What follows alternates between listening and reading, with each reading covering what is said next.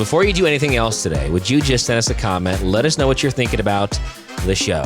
redditreadings.podcast@gmail.com. redditreadings.podcast@gmail.com. So the name is Vince, and Andy's got today's episode. And let's see here. It's r/TIFU. User $50 Volvo has the story kicking off today's episode. And it is I like this. TIFU by hanging out with 3 murderers. That sounds like a good time.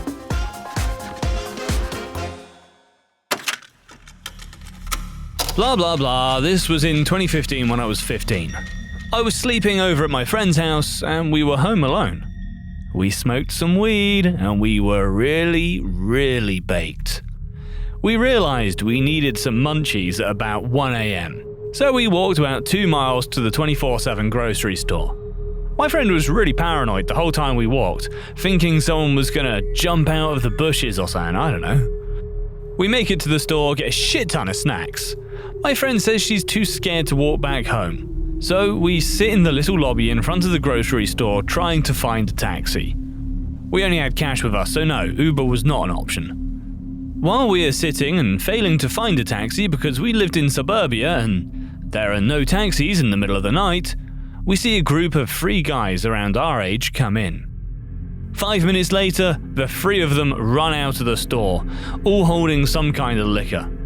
The one employee half-assedly chased them to the door, but just shrugged when they escaped inside. At this point, we realized we weren't going to find any taxis, so we decided to suck it up and just walk home. We're leaving the store and walk past this little seating area, maybe 75 foot from the grocery store entrance.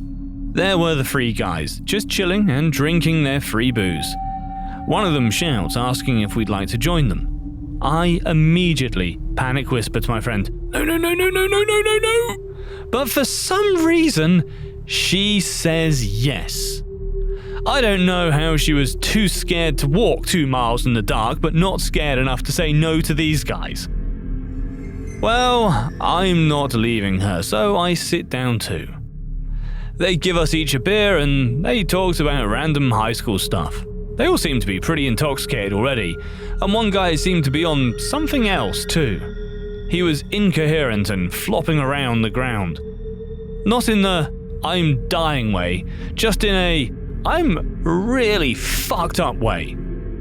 We sat there for maybe 20 minutes before my friend realizes this maybe wasn't a good idea. So we look at each other like, yeah, let's get the fuck out of here, what are we doing? And say we need to get home. They say they don't mind walking us home, and say that maybe they can come to my friend's house and smoke some weed. Which is obviously not a great idea, and we said, we're okay, thanks. But they followed us anyway, so we decided to walk to the park nearby her house and then ditch them there. They threw the one really fucked up guy in a shopping cart and offered to carry our shopping bags. We did buy a lot of munchies, so we agreed. They threw our stuff on top of the guy. They were nice guys. We just were not down to have them in our house, and they were very pushy about wanting to come over. We make it to the park and they disperse. The fucked up guy tries to climb over the playground fence but gets stuck and just stays there, hanging over the fence. The other 2 start dicking around the playground. My friend and I grab our shit and make a break for the trees. They didn't even notice we left. We get back to her house, laughing about how weird that whole situation was, and dive into our munchies at last. And we pass out in front of the TV. The next morning, her mum came home while we were making some breakfast. We're just chit-chatting when she asks if we heard about the hit and run over a drug deal gone wrong involving some students at our rival high school. We hadn't, so we asked for more info. She pulled up the news article showing 4 mugshots, 3 of which are the guys we met the night before. Turns out, they and a girl tried to get weed without paying for it and ended up pushing the dealer out of a moving car or something like that. Maybe she climbed the side and fell off, I don't remember, and killed her. We just looked at each other like, what? Yes, ladies and gentlemen, this is a PSA. Please make sure all munchies are procured before evening activities. This next one is from Not Your Average Malware. Today I fucked up by visiting my batshit crazy family in Oklahoma. Some backstory. My wife was scheduled for a business trip, so I decided that during her time away, I'd go visit my family.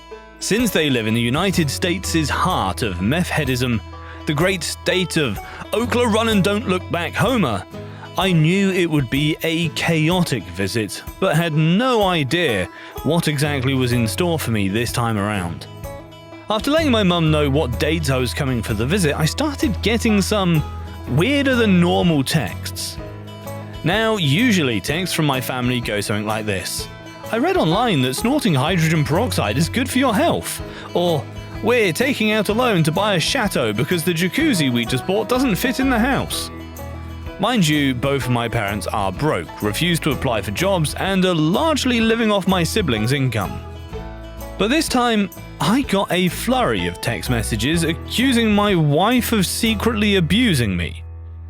The reason these messages were so odd is that my family has known my wife for over 10 years, and she is literally the sweetest person ever. And ironically enough, my parents are the one with the past history of abusing all of their kids, verbally, emotionally, physically, and financially. And my angel of a wife has consistently loved and supported me through the PTSD aftermath of growing up with that kind of abuse. So after reassuring my mum that my wife is still the same sweet, non-abusive person as always, she started going on about secret knowledge she had and wouldn't tell me what it was. Finally, I just chalked it up to her being bored and trying to start some shit for entertainment purposes. So fast forward to the actual familial visit. Woke up exhausted and decided to treat myself to some coffee at a local coffee shop. The one I was going to was about a 5-mile drive from where my parents live, but I'd been so stressed out from the usual family arguments and gaslighting that highway hypnosis kicked in and I ended up half an hour away. Realizing I'd have to drive half an hour back, I went ahead and called my mum to let her know so she wouldn't worry. Shortly thereafter, my sister calls me. She goes on about how highway hypnosis proves I'm unhinged and delusional. She says I must have something wrong with my brain and need immediate medical attention at an ER. But not the closest ER to me, the closest ER to her. She lives 2 hours from my parents. She says I need to see Dr. X and have him sign paperwork to get me checked into a mental ward for my own safety. When I tell her she's overreacting and that I'm perfectly okay, it was just me zoning out and going on autopilot for the drive, she tells me she and my mum have been noticing a worsening pattern in my cognitive behavior for a while. I ask her what behavior, and she won't give me a clear answer. Anyway, I get back to my parents' house and go into their guest house to finish my coffee and send a few emails before fully starting the day. Except I hear a noise in my mum's office, next to the room I'm staying in. So naturally I decide to go check it out. Spoiler, it was my mum's cat knocking down a folder full of papers from her desk. Going to pick up the papers, something catches my eye. My name. On paper, after paper, there was my name. On an involuntary civil commitment, needing a physician's approval signature for indefinite commitment. Power of attorney was going to my mother upon my involuntary commitment. Proxy divorce papers to be filed on my behalf against my wife, and written statements by my family that my wife had abused me and were therefore requesting annual alimony to be paid to my soon-to-be power of attorney for the remainder of my involuntary commitment. My blood ran cold. Of all the ways to extort my wife for money, they were trying to get me locked up for life in a psychiatric ward to do it. I called my wife, packed my bags, and left without saying goodbye. I sympathize with you. Being locked up for life. Though I'm not in a psychiatric unit, I'm in a basement, and I'm only being extorted for Reddit stories. However, I am provided with plenty of bacon when they're on time. So it's really not that bad. This one is from Empathetic Apatheist. Today I fucked up by sending a call from the International Space Station to voicemail. This happened 2 days ago, Sunday. A friend of mine is currently on his second mission to the ISS. I saw a call come in on my iPhone and the caller ID said US Gov. I first had that thought, the feeling you get when the principal calls you to their office. Oh shit! What did I do that I thought got away with but didn't? I was in the middle of something with a bunch of people and I showed them what it said on my phone and everyone was all, oh, don't answer that. Between everyone's suggestion and my gut feeling of being in trouble, I sent it to voicemail. Turns out, it was my buddy calling me from fucking space. I had a chance to speak to someone that wasn't on Earth, and I screwed it up. First thing he said in voicemail was, "You probably saw a call from US Gov and turned it down. I know he'll call again, but damn, I feel like a right idiot now." This next one is in from Amiri5. Today I fucked up by accidentally getting one of my 4-year-old triplets drunk at the movie theatre. So, we have triplets, and I've been trying to get them out in the world after denning for 4 years. We went for a bike ride, had a huge lunch after, and then headed straight to the theatre to finish the day. I love to get a half bottle of wine when we go to the movies. It's my treat. Well, this time out, I was by myself because my spouse wanted some kid-free time. Normally I get a red wine, but this time it was so hot out and we'd just come from the park, I got a white. Yeah, they serve alcohol at the movie theatres here. It's perfectly normal, just like a restaurant.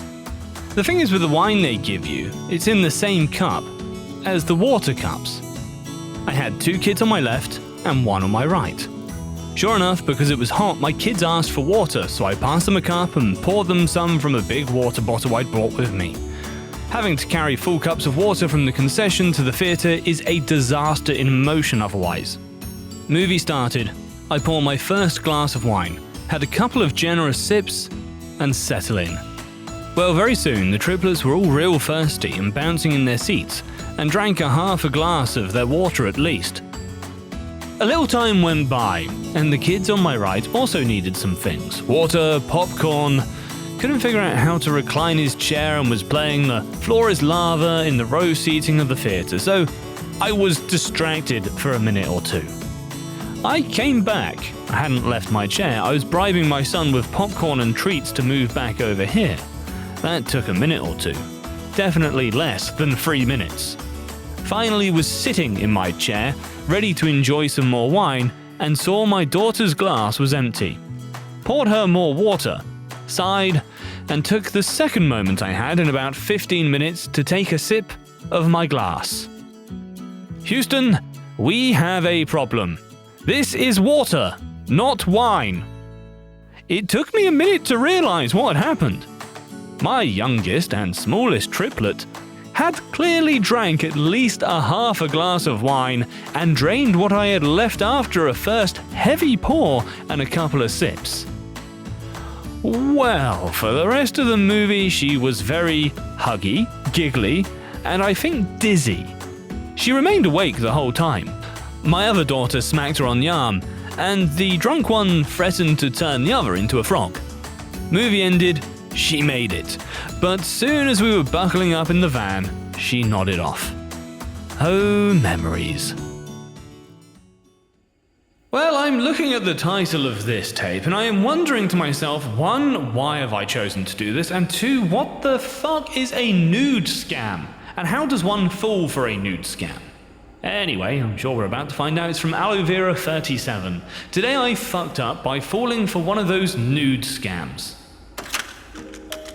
To put this into context, I went through a breakup just recently and have been very, very lonely in the past few months.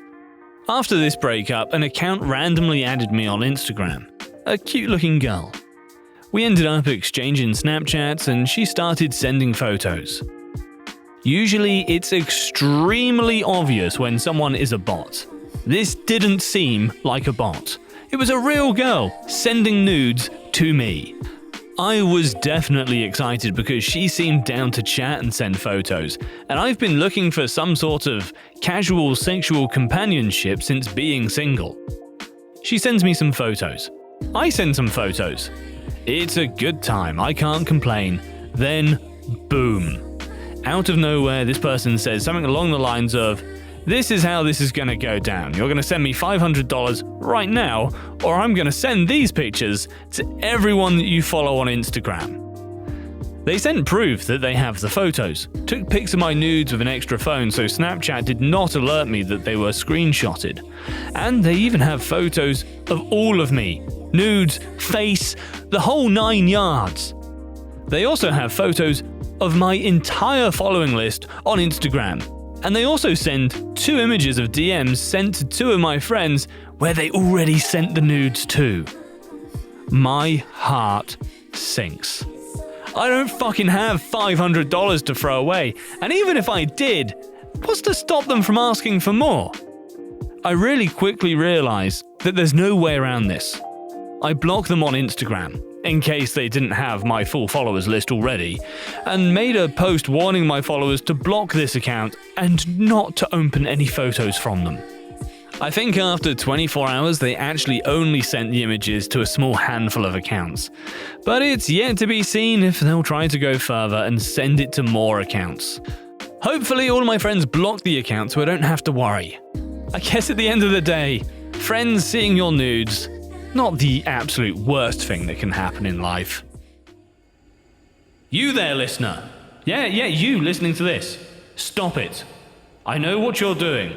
Stop imagining me nude. There's no proof that I record these episodes nude, so stop thinking about it.